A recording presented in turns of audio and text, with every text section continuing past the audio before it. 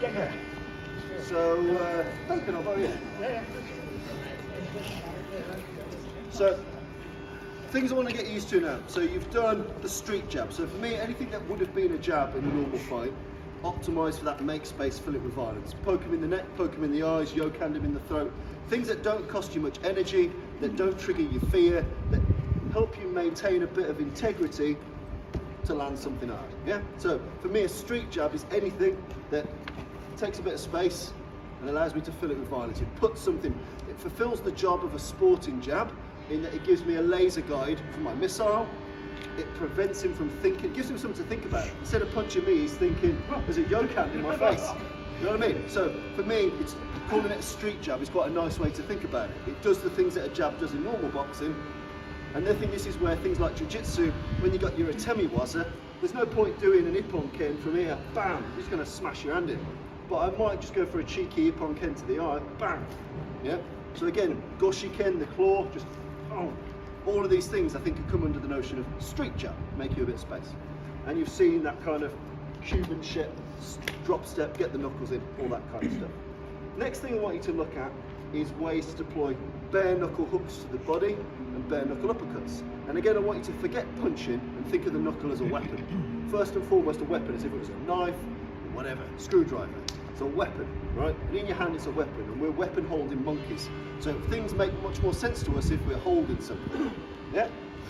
So, first one I want you to look at, in fact we'll go for two, is the Slavic uppercut. And this is where we use our top two knuckles here, and as opposed to a traditional uppercut that comes like this, we're going to launch these two knuckles like this. So the knuckles come up as if you were drinking. You know, you're a Viking and you're drinking you're quaffing ale. So just jump to the ground for a second. All right, okay. So again, this bare knuckle uppercut could come into the groin, smash it up here, into the solar plex, under the jaw.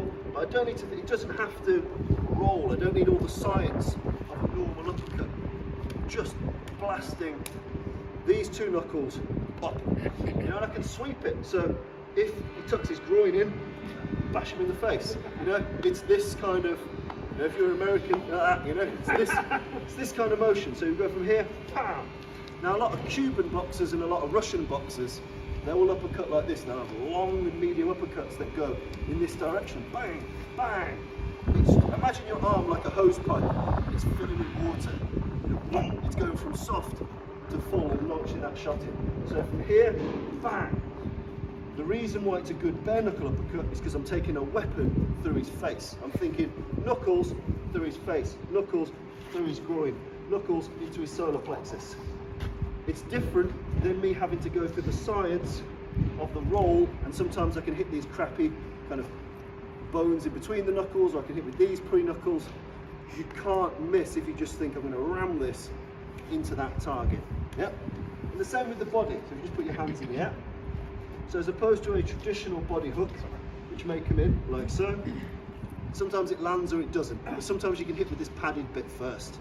So again, I want you to think with these knuckles here, and I just want you to drive those knuckles in.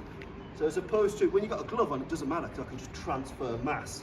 With this, I want you to imagine this is a shank, and you're shanking him. Bam! You're smashing those knuckles in a circular fashion.